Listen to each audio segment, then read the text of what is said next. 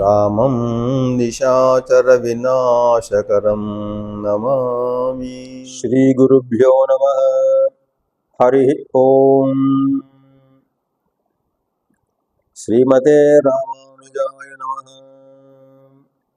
ఆపదామపహర్తారం దాతారం సర్వసంపదాం లోకాభిరామం శ్రీరామం భూయో భూయో నమామ్యహం. మనోజవం మారుతతుల్యవేగం జితేంద్రియం బుద్ధిమతాం వరిష్టం వాతాత్మజం వానరయూథముఖ్యం శ్రీరామదూతం శిరసా నమామి. ప్రియ భగవద్బంధువులారా, శ్రీమత్ సుందరకాండలో నిన్నటి వరకు మనం 11వ సర్గను పూర్తి చేసుకుంటూ హనుమంతుడు ఆ లంకా పట్టణంలో, లంకా నగరంలో, రావణాసుని యొక్క విశాలమైనటువంటి భవనంలో తిరగరాని చోటు అంటూ లేకుండా, వెతకరాని చోటు అంటూ లేకుండా వెతికి వెతికి వేసారిపోయి ఇంకా వెతకవలసిన చోటు ఇంకేది లేదోనో అనేటువంటి ఒక నిశ్చయానికి వస్తూ, అందరూ చూడవలసినటువంటి వాళ్ళు, చూడకూడనటువంటి వాళ్ళందరూ కూడా నేను చూశాను, కానీ నేను దర్శించాలనుకున్నటువంటి రాముని ధర్మపత్నిని మాత్రం ఇంకా నేను దర్శించలేకపోతున్నాను అనేటువంటి ఒక ఆవేదనకు లోనై చివరగా తాం అపశ్యన్ కపిస్తత్ర పశ్యంశ్చాన్యామరస్త్రియః అపక్రమ్య తదా వీరః ప్రధ్యాతుముపచక్రమే.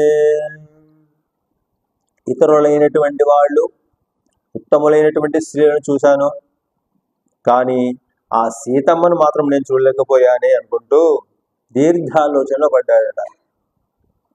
ప్రధ్యాతుం ఉపచక్రమే సభూయస్తు పరం శ్రీమాన్ మారుతిర్యత్నమాస్థితః అపాన భూమిముత్సృజ్య తద్విచేతుం ప్రచక్రమే. ఆ హనుమంతుడు, శ్రీమంతుడైనటువంటి ఆ హనుమంతుడు, శ్రీమాన్ అని సంబోధిస్తున్నాడు వాల్మీకి మహర్షి హనుమంతుడిని. అంటే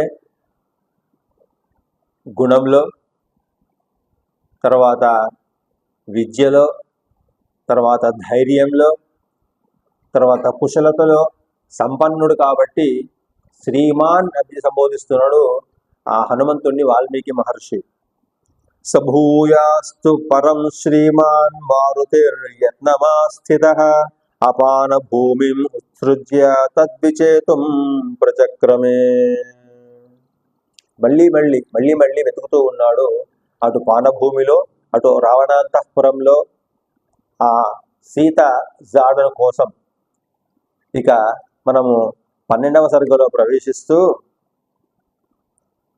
తస్య మధ్యే భవనస్య మారుతిర్లతా గృహాంశ్చిత్త గృహాన్ నిషాగృహాన్ జగామ సీతాం ప్రతిదర్శనోత్సుకో నచైవ తాం పశ్యతి చారు దర్శనం. సచింతయామాస తతో మహాకవిః ప్రియామపశ్యన్ రఘునందనస్య తాం ధ్రువం హి సీతా మ్రియతే యథానమే విచిన్వతో దర్శనమైతి మైథిలి. ఆ హనుమంతుడు ఆ భవన మధ్యంలో, ఇంకా ఎటువంటి భవనాలు ఉన్నాయట, లతాగృహ, లతలతో చుట్టబడినటువంటి గృహాలను, చిత్రమైనటువంటి గృహాలు, విచిత్రమైనటువంటి బొమ్మలతో వేయబడినటువంటి లేదా విచిత్రమైనటువంటి ఆకారాలతో కూడినటువంటి భవనాలను, ఇంకా చీకటితో నిండినటువంటి గృహాలను, ఇంకా ఇవన్నిటిని కూడా చూస్తూ అటు పానభూమిలోకి, అటు రావణ క్షయభవనంలోకి, మిగతా గదుల్లోకి కలతిరుగుతూ ఉన్నాడు మరింత ఉత్సాహంగా. సచింతయామాస తతో మహాకవిః ప్రియామపశ్యన్ రఘునందనస్య తాం ధ్రువం హి సీతా మ్రియతే యథానభే విచిన్వతో దర్శనమేతి మైథిలి. ఆ హనుమంతుడు రఘునందుని యొక్క ప్రియసఖి అయినటువంటి ఆ సీతమ్మ యొక్క జాడ కనబడక విచారిస్తూ ఉన్నాడట. ఏ కారణం చేత నేను నా యొక్క లక్ష్యాన్ని చేరుకోలేకపోతున్నాను, ఏ కారణం చేత సీతమ్మ యొక్క దర్శనం నాకు లభించడం లేదు. ఒక సందేహం కలిగిందట హనుమంతుడికి. ఏమని? బ్రియతే యథా నమే విజన్మతో దర్శనమేతి మైథిలి.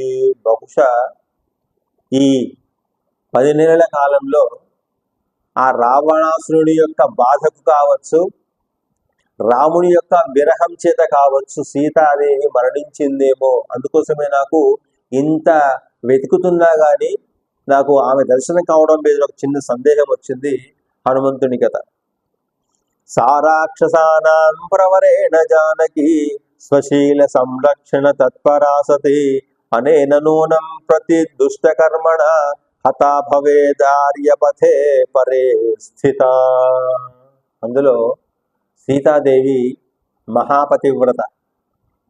తన గుణాన్ని, తన శీలాన్ని సంరక్షించుకోవడం కోసం తన ప్రాణాన్ని కూడా త్యాగం చేయడానికి ఏమాత్రం వెనుకాడనేటువంటి ఉత్తమమైనటువంటి స్త్రీ. అటువంటి ఆ శ్రేష్టమైనటువంటి ఆర్య మార్గములో నడవగలిగినటువంటి శక్తి సామర్థ్యాలు ఉన్నటువంటి ఆర్యులు అంటే ఏంటిది?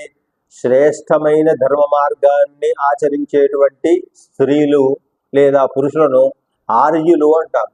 ఆ విధంగా ఆర్య వంశంలో పుట్టినటువంటి ఈ సీతాదేవి తన శీలాన్ని కాపాడుకోవడం కోసం, రావణాసురుడి నుంచి తనను తాను కాపాడుకోవడం కోసం, వాడు ముఖ్యంగా ఆ రావణాసురుడు ఎటువంటి వాడు? తను కోరుకున్న చేయడానికి ఎటువంటి పనికైనా కానీ వెనకాడినటువంటి వాడు. కాబట్టి నిజంగా ఈమె మరణించి ఉండొచ్చు, లేదా రావణుని చేత చంపబడి ఉండవచ్చు. విరూప రూపాభివృతాభివర్చసో మహాననా దీర్ఘ విరూప దర్శన సమీక్షస రాక్షస రాజయోషితో భయాద్వినష్ట జనకేశ్వరాత్మజ.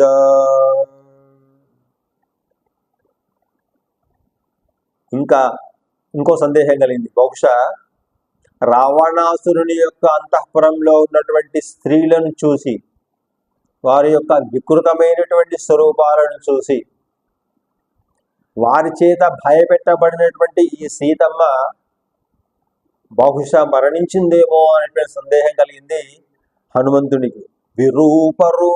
వికృతమైనటువంటి రూపాలు, అసలు ఉండవలసినటువంటి స్థానాలలో ఆయా అంగాలు లేకపోవడం వల్ల ఉన్నటువంటి వికృత రూపం ఉన్నటువంటి ఆ స్త్రీలను, వివర్చసో మహా ననా దీర్ఘ విరూప దర్శన, చిన్నగా ఉన్నటువంటి ఆకారాలు, అత్యంత పొడవైనటువంటి ఆకారాలు, ముఖాలు ఆకారాలు ఉన్నటువంటి ఆ స్త్రీలను సమీక్షస రాక్షస రాజయోషితో, ఆ రాజు చేత, రావణాసురుని చేత నియమబడినటువంటి ఆ రాక్షస యొక్క స్త్రీల చేత బహుశా ఆ భయానికి ఆమె మరణించి ఉండొచ్చేమో, అందుకోసమే నాకు దర్శనం కాలేదు అనుకుంటున్నాడు. సీతాం అదృష్ట్వా హ్యనవాప్య పౌరుషం బృహుత్య కాలం సహమైనరైశ్చిరం నమేస్తు సుగ్రీవ సమీపగా గతి సుతీక్ష్ణదండో బలవాంశ్చవానర. సుగ్రీవాజ్ఞ ఎటువంటిదో ఇక్కడ చెప్తున్నాడు. సుగ్రీవాజ్ఞ అంటే అది ఖచ్చితంగా ఆ మాట, ఆ శాసనము చేయవలసిందే, తీరవలసిందే తప్ప దానికి తిరిగి ఉండదు. అటువంటి సుగ్రీవుని యొక్క ఆజ్ఞ నేను ఇక్కడికి లంకా నగరానికి వచ్చినాను. సీతాం అదృష్ట్వా హ్యనవాప్య పౌరుషం విహృత్య కాలం సహ వానరైశ్చిరం నమేస్తి సుగ్రీవ సమీపగా గతి సుతీక్ష్ణదండో బలవాంశ్చ వానర. నేను ఖాళీ చేతులతో వెళ్తే, ఉట్టి చేతులతో వెళ్తే నాకు దండన తప్పదు. నాకే కాదు, వానర సమూహానికి అందరూ కూడా దండన తప్పదు. అంత విశేషమైనటువంటి శక్తివంతమైనటువంటిది సుగ్రీవుని యొక్క ఆజ్ఞ అనుకుంటూ, దృష్టమంతఃపురం సర్వం దృష్ట రావణయోషితః న సీత దృశ్యతే సాధ్వి వృథా జాతో మమ శ్రమ. 100 యోజనాల విస్తీర్ణం గల సముద్రాన్ని దాటినటువంటి నా శ్రమంతా కూడా వృధానేనా? నేను గమ్యాన్ని చేరుకోలేకపోతున్నాను. దృష్టమంతఃపురం సర్వం దృష్ట రావణ యోషిత న సీత దృశ్యతే సాధ్వి వృథా జాతో మమ శ్రమ. అంటే చూడని చోటు అంటూ లేదు, వెతకని చోటు అంటూ లేదు. అన్నీ కనపడ్డాయి కానీ, అందరూ కనపడ్డారు కానీ సీతమ్మ మాత్రం నాకు దర్శనం ఇవ్వలేదు, కనపడలేదు అనుకుంటున్నాడు.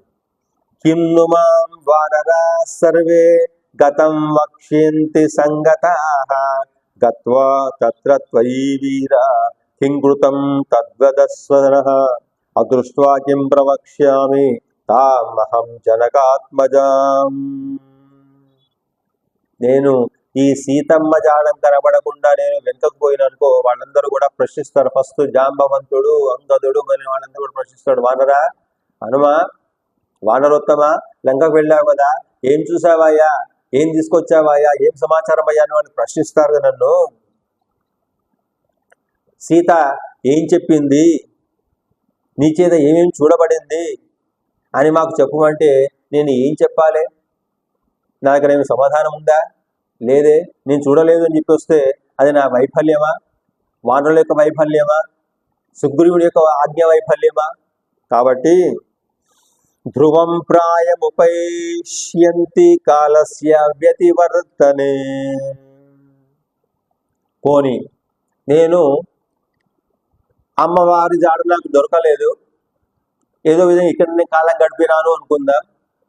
కాలం గడపాల్సిన పరిస్థితి వచ్చింది. ఎందుకంటే అమ్మ జాడ తెలియకుండా నేను వెనుకకు వెళ్ళి ముఖం పెట్టుకునేటువంటి పరిస్థితి నాకు లేదు. కింవా వక్షతి వృద్ధశ్చ జాంబవానంగదశ్చ సహ గతం పారం సముద్రస్య వానరాశ్చ సమాగతాః. నేను ఈ వైఫల్యం చెంది సీత జాడ తెలుసుకోలేక నేను తిరిగి సముద్రాన్ని దాటి ఆ అంగదుని దగ్గరికి లేదా జాంబవంతుడి దగ్గరికి వెళ్తే వాళ్ళు తిరిగి సుగ్రీవుడి దగ్గరికి వెళ్ళేటువంటి అవకాశం లేనే లేదు. కాబట్టి వీళ్ళందరూ కూడా ప్రాయోపవేశము అంటే ప్రాణాయామం ద్వారా లేదా ఆహారం తీసుకోకుండా లేదా అగ్నిలో ప్రవేశించి ప్రాణాన్ని తీసుకునేటువంటి ఆత్మహత్యా ప్రయత్నం మేము చేయవలసింది తప్ప నాకు ఇంకా వేరే మార్గం లేనే లేదు అనుకుంటున్నాడు. అయితే ఇక్కడ సుగ్రీవుడు ప్రత్యేకంగా హనుమంతుడిని దక్షిణ వైపు పంపడం లోపల ఒక విశేషం ఉన్నది. రాముడు కూడా తన దగ్గర ఉన్నటువంటి అంగుళీయకాన్ని హనుమంతునికే ఇచ్చాడు. అంటే హనుమంతుని యొక్క శక్తి సామర్థ్యాల మీద అటు సుగ్రీవునికి కానీ రామునికి కానీ విశ్వాసం బాగా ఏర్పడింది. కాబట్టి ఆ విశ్వాసాన్ని నేను నిలుపుకునే ప్రయత్నం ఇప్పటి వరకు నేను చేయలేకపోయాను. కాబట్టి వాళ్ళందరూ నన్ను నిందించే ప్రయత్నం చేస్తారు. స అంగద, అంగదునితో పాటుగా తర్వాత అనిర్వేద శ్రియో మూలం అనిర్వేద పరం సుఖం అనిర్వేదో హి సతతం సర్వార్థేషు ప్రవర్తక. కాబట్టి నా ప్రయత్నాన్ని నేను నిరాశతోని విరమించకూడదు. అనిర్వేద అంటే ఇంకా మరింత ఉత్సాహంతో నా ప్రయత్నాన్ని ఇంకా కొనసాగించాలే తప్ప ఇటువంటి నిరాశకు లోను కాకూడదు అని తనను తాను అనుకుంటున్నాడు బుద్ధిమంతుడైనటువంటి హనుమంతుడు. ఉత్సాహమే ఊపిరిగా మళ్ళీ ప్రయత్నం చేస్తాను అనుకుంటున్నాడు. అనిర్వేద శ్రియో మూలం అనిర్వేద పరం సుఖం అనిర్వేదో హి సతతం సర్వార్థేషు ప్రవర్తక. సర్వార్థేషు ఏ సంపద పొందాలన్నా అష్టైశ్వర్యాలు పొందాలన్నా ఉత్సాహమే బలం, ఉత్సాహమే శక్తి, ఉత్సాహమే కార్యసిద్ధి తప్ప నిరుత్సాహపడకూడదు అని చెప్పి శాస్త్రాలు చెప్పాయి కదా అని ఒకసారి గుర్తు చేసుకుంటున్నాడు. ఇంకా కరోతి సఫలం జంతో కర్మ యత్కరోతి సహ తస్మాద్ నిర్వేద కృతం యత్నం చేష్టేహముత్తమం. ఏ మనుష్యుడైనా కానీ తన పనిని సఫలీకృతం చేసుకోవాలి అంటే అతనికి ఖచ్చితంగా ఉత్సాహమే ఉండాలి. ఇంతకుముందు చెప్పినట్టుగా ఆ 100 యోజనాల సముద్రాన్ని దాటక ముందు హనుమంతునికి ఎటువంటి ఉత్సాహం ఉండనో, ఎటువంటి శక్తి ఉండనో, సముద్రం దాటిన తర్వాత కూడా అలసిపోయినటువంటి ఆ హనుమంతుని యొక్క ఉత్సాహం ఏ విధంగా ఉందో ఇప్పుడు కూడా దాన్ని ద్విగుణీకృతం చేసుకునే ప్రయత్నం చేస్తున్నాడు. అనిర్వేదానికి, ఉత్సాహానికి లోనవుతూ. కరోతి సబలం జంతోహో, జంతువులు అంటే సమస్తమైనటువంటి ప్రాణులు. 84 లక్షల ప్రాణులను మన జగద్గురు శంకరాచార్యులు గారు అంటారు, జంతువునాం నరజన్మ దుర్లభము అని. ఎన్ని వందల వేల లక్షల కోట్ల జన్మలలో మనం చేసుకున్నటువంటి పుణ్యఫలం ఏదైతే ఉందో దానివల్ల మనకు ఈ 84 లక్షలలో ఉత్తమైనటువంటి ప్రాణి జంతువు ఏది అంటే మనుష్య జన్మ. కాబట్టి ఆ మనుష్యునికి పని సఫలీకృతం కావాలి అంటే కావలసింది ఉత్సాహమే. ఉత్సాహం లేకుండా ఏ పని కూడా సఫలం కాదు అనుకుంటూ కరోతి సఫలం జంతో కర్మ యత్త కరోతి సహా. పని చేయడంలోనే మన విధి. ఫలితము వస్తుందా రాదా అనేటువంటిది భగవంతునికే వదిలేయాలి తప్ప మన కర్మంలో ఎటువంటి వైఫల్యం చెందకుండా ఉండడమే ఉత్సాహం. ఇంకొకటి, ఉత్సాహం అంటే ఏంటిది? మనస వాచ కర్మణ మన యొక్క పనిని చక్కగా నిర్వర్తిస్తున్నామా లేదా అనేటువంటి దాని మీదనే దృష్టి ఉండాలి తప్ప ఇంకా వేరే దృష్టి ఉండకూడదు అని. కర్మ యత్తత్ కరోతి సహ తస్మాద్ నిర్వేద కృతం యత్న చేష్టేహముత్తమం. అటువంటి ఉత్తమమైనటువంటి మనుష్యుడు ప్రయత్నాన్ని వదిలిపెట్టకూడదు, మరింత ఉత్సాహంగా చేయాలి అంటాడు. భూయస్తాపద్విచేష్యామి దేశాన్ రావణ పాలితాన్ ఆపానశాలా విచితాః తథా పుష్పగృహాణి చ అని తనను తాను మళ్ళీ ఉత్సాహం తెచ్చుకొని పానశాల నుండి రావణాసుడి అంతఃపురంలోకి, ఇంకా లతా గృహాల్లోకి, ఇంకా చిత్తగృహాల్లోకి, ఇంకా చీకటి గృహాల్లోకి, అలా ఎన్ని గదులున్నాయో, ఎన్ని మందిరాలున్నాయో అన్ని మందిరాలను మళ్ళీ మళ్ళీ మళ్ళీ మళ్ళీ వెతుకుతున్నాట హనుమంతుడు. భూయాస్తావదితేష్యామి దేశాన్ రావణ పాలితాన్. రావణాసురుని యొక్క భవనాలు, పాలింపబడినటువంటి భవనాలు ఎన్ని ఉన్నాయో అన్ని భవనాలను కూడా, ఇంకా మళ్ళొకసారి ఆపానశాల విచితాః తదా పుష్పగృహాణి చ. పుష్పాలతో అలంకరింపబడిన, లతలతో అలంకరింపబడిన పానశాలను మళ్ళీ మళ్ళీ వెతుకుతున్నాడు. ఎక్కడ ఉంటుందో ఆమె జాడ అని. ఇది సంచించ భూయోపి విచేతుం ఉపచక్రమే భూమి గృహాంశ్చైత్య గృహాన్ గృహానతి గృహానపి. ఇంకా ఆలోచించి ఇంకా రావణాసుని భావన యొక్క సముదాయం ఇంకా వర్ణిస్తున్నాడు. ఇంకా వాల్మీకి మహర్షి ఏమంటున్నాడు? విచేదోపచక్రమే భూమి గృహాంశ్చైత్య గృహాన్. ఇంకా రావణాసుని యొక్క నగరంలో భూగృహాలు కూడా ఉన్నాయి. భూమి లోపల ఉండే గృహాలు కూడా హనుమంతుని దర్శించాయట. భూగృహాన్ చైత్య గృహాన్. ఇంకా విశాలమైనటువంటి పెంట్ హౌసెస్, పెద్ద పెద్ద పెంట్ హౌసెస్ కూడా ఉన్నాయట. అంటే స్వైర విహారం చేయడానికి. ఇంకా బహుశా ఆ స్వైర విహారం అంటే చుట్టుపక్కల ఇళ్ల సముదాయాలు లేకుండా కేవలం వనాలు, ఉద్యానవనాలు ఉన్నటువంటి కేవలం ఒక ఉన్నటువంటి భవనాన్ని చైత్య గృహం అంటాం. ఇప్పుడు అది మనము ఫామ్ హౌసెస్ అంటాం చూడండి. చుట్టూ పొలాలు, వనాలు ఉన్నటువంటి, ఉద్యానవనాలు ఉన్నటువంటి ఒకే ఒక గృహాలను చైత్య గృహాలు అంటారు. అటువంటి గృహాలను వెతికిండు హనుమంతుడు. మహాగృహాన్, చిన్న గృహాలను, పెద్ద పెద్ద గృహాలను కూడా వెతికిందట. ఇంకా ఉత్పతన్ నిపస్తంశ్చాపి తిష్టన్ గచ్చన్ పునః పునః అపావృణ్మశ్చ ద్వారాణి కవాటాన్యవఘాటయన్. తలుపులను మూస్తున్నాడు, ఇక్కడ చూస్తున్నాడు, తలుపులను తెరుస్తున్నాడు, అటు చూస్తున్నాడు, దుంకుతున్నాడు, ఎగురుతున్నాడు. అంటే భవనాల మీద నుంచి కిందికి పడుతూ ఉన్నాడు, కింద వంగి చూస్తున్నాడు, నడుచుకుంటూ చూస్తున్నాడు, వెతుకుతూ ఉన్నాడు. తలుపులను వెనుకకు ఉన్నాడేమో, తలుపుల లోపల ఉన్నాడేమో అన్నట్టుగా అదని వెతికనటువంటి స్థలము లేనే లేదు అంటున్నాడు వాల్మీకి మహర్షి. ఉత్పన్న నిపతంశ్చాపి తిష్టన్ గచ్చన్ పునః పునః అపావృణ్వశ్చ ద్వారాణి కవాటాన్యవఘాటయన్ ప్రవిశ నిష్పతంశ్చాపి ప్రపతన్నుపతన్నపి సర్వకాప్యవకాశం విచచార మహాకపి. కింద పడడం అంటే ఇక్కడ కింద భూమి మీద పడడం కాదు, పై ఎత్తుని పరిశీలించి కింద దూకి భూగృహాలలో పరిశీలిస్తున్నాడు. మళ్ళీ ఎక్కడ కనపడాక మళ్ళీ పై గృహాలకు వెళ్ళి అక్కడ వెతుకుతున్నాడు. అట్లా పతదానపి అంటున్నాడు మహాకవి. చతురంగుళ మాత్రోపి కదురండి నావకాశ విద్యతే రావణాంత పురే తస్మిన్ యంకపిర్నజగామసః. ఎక్కడ కూడా ఒక్క 4 అంగుళాల స్థలాన్ని విడిచిపెట్టకుండా వెతికిండట. ఇక్కడ చతురంగుళం అని చెప్పి ఎత్తుకుంటున్నాడు అంటే వాల్మీకి మహర్షి ఆ వానర స్వరూపుడైనటువంటి హనుమంతుడు తాను ఒక చిన్న పిల్లి ఆకారంలోకి మారాడు. ఆ ఆకారం ఎంతుంది? హనుమంతుడి ఆకారము 4 అంగుళాలు మాత్రమే ఉందట.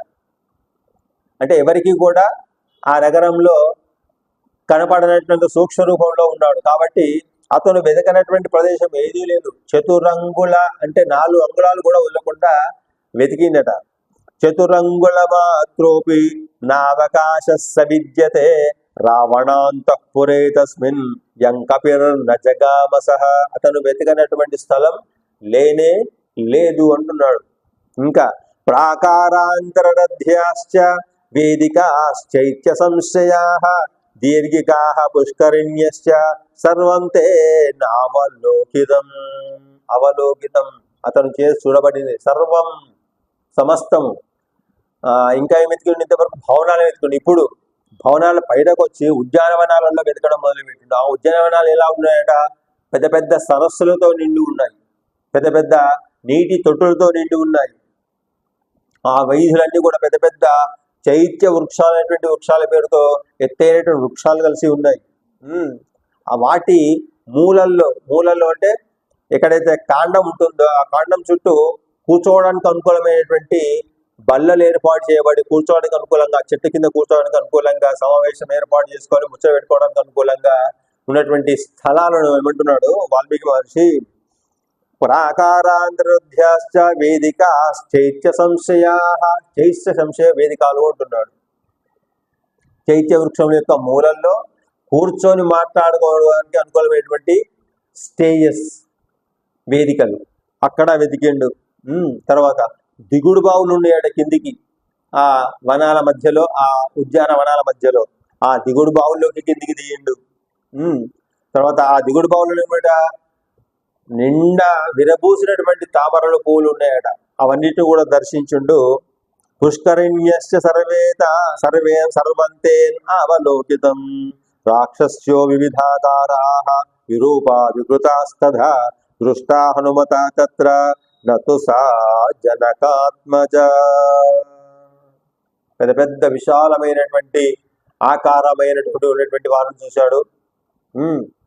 వికారమైనటువంటి రూపాలు ఉన్నటువంటి వ్యక్తులను చూస్తున్నాడు. కానీ సీతను మాత్రం చూడలేకపోయినాడు. రూపేణ ప్రతిమాలోకే వరా విద్యాధర స్త్రియ దృష్ట హనుమత తత్ర నతు రాఘవ నందిని.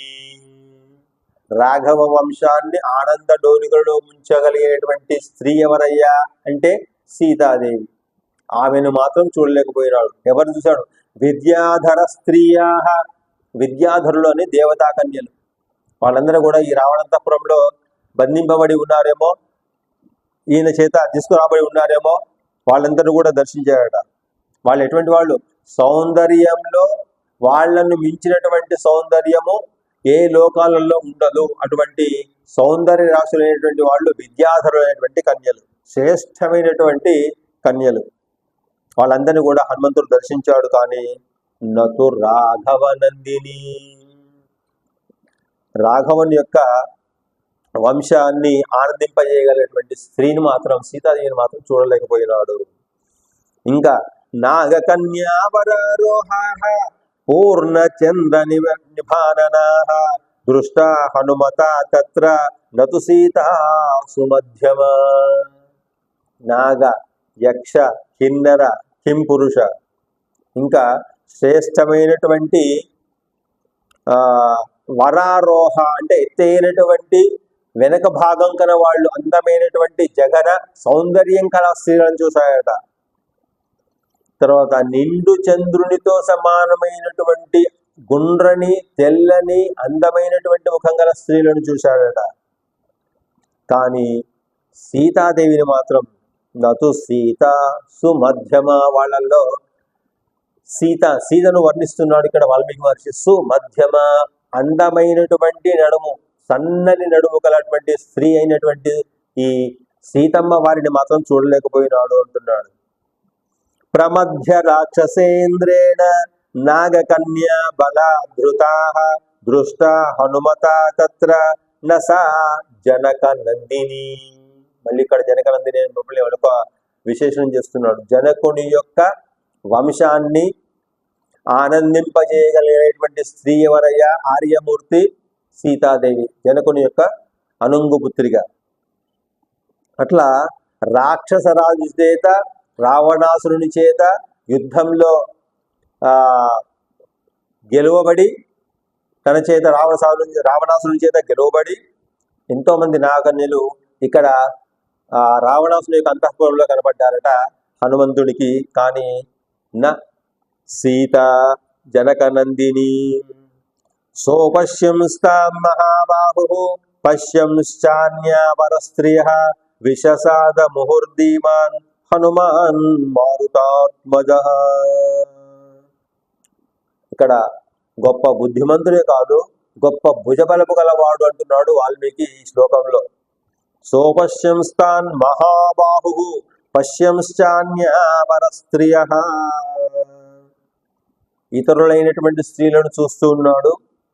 విషసాద ముహుర్దీమాన్ అంటే ఈ విధంగా అందరూ కనబడుతున్నారు, కానీ తాను వెతకవలసినటువంటి అమ్మవారు మాత్రం కనబడడం లేనటువంటి విషాదానికి మళ్ళీ మళ్ళీ లోనవుతున్నాడు. సహజంగా అంతే కదా, తాను సాధించాల్సినట్టు సాధించకపోతే వచ్చేటువంటిది విషాదమే, నైరాశ్యమే, బాధనే కదా అంటూ ఉద్యోగం వానరేంద్రాణం ప్లవనం సాగరస్య చ వ్యర్థం వీక్ష్య అనిలసుత చింతాం పునః ఉపాగమత్.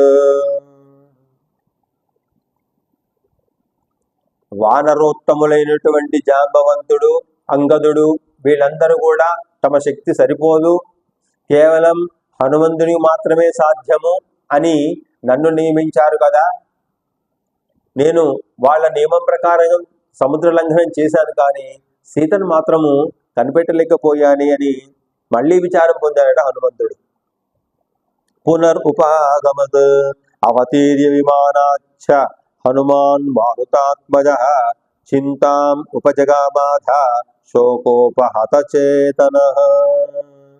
మళ్ళీ పుష్పక విమానంలోకి పోయినాడు, అక్కడ వెతికిండు, విచారంతో మళ్ళీ దిగిండు. అమ్మవారు కనబడబడిపోవడం చేత విచారము చేత కొట్టబడినటువంటి మనిషి ఏ విధంగా ఉంటాడో, ఆ దెబ్బకు విలువలాడుతూ ఉంటాడో, అట్లా హనుమంతుడు విచారం చేత బాధపడుతూ ఉన్నాడట. అంటూ